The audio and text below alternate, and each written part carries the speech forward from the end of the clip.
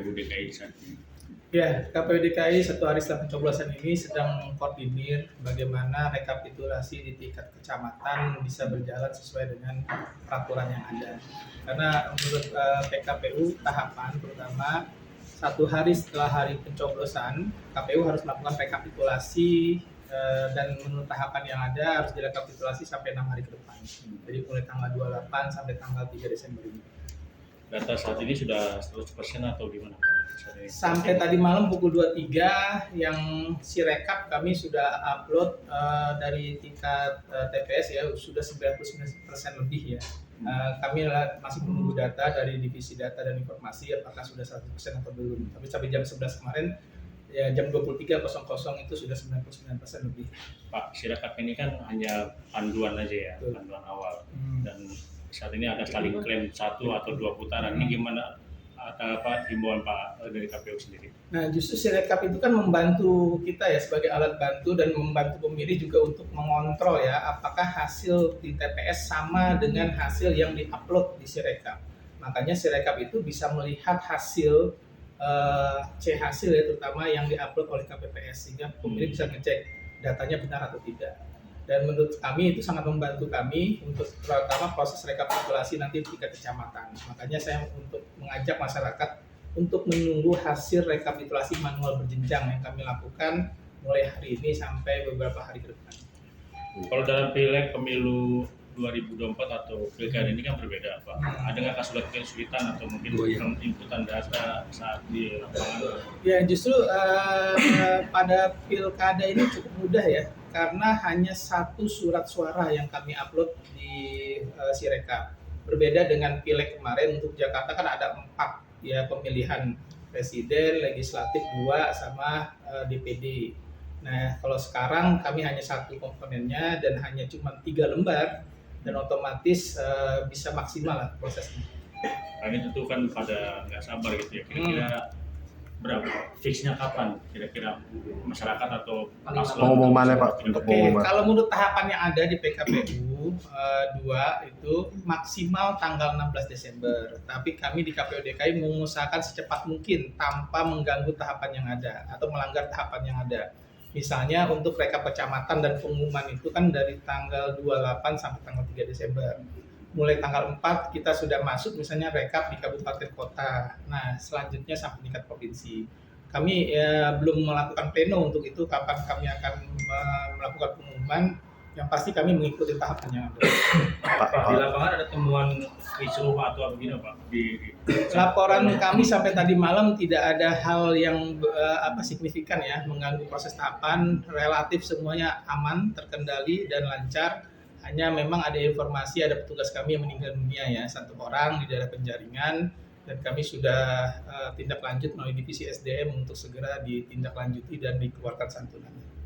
Yang Pak tadi kan soal masyarakat ya untuk menunggu hasil aja gitu. Nah, tapi kalau untuk kedua paslon gimana? Soalnya ada saling klaim kan. Iya.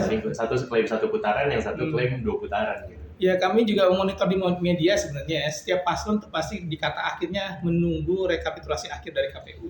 Jadi walaupun ada yang mengklaim, ada yang menyatakan 1 putaran, 2 putaran, mereka tetap menunggu hasil resmi dari KPU. Karena tanpa hasil resmi KPU tentu saja prosesnya tidak bisa berjalan ya sesuai dengan aturan yang ada.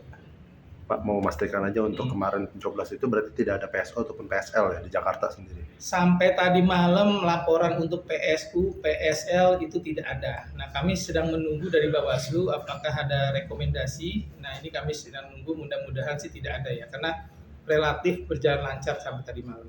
Kalau untuk petugas KPU yang meninggal itu apakah sakit atau kenapa Pak? Nah, informasinya dia sudah bertugas sebenarnya, tapi tengah tugas itu dia mengalami sakit dia pulang terus kondisinya memburuk dan akhirnya meninggal dunia. Bukan karena lelah Pak ya?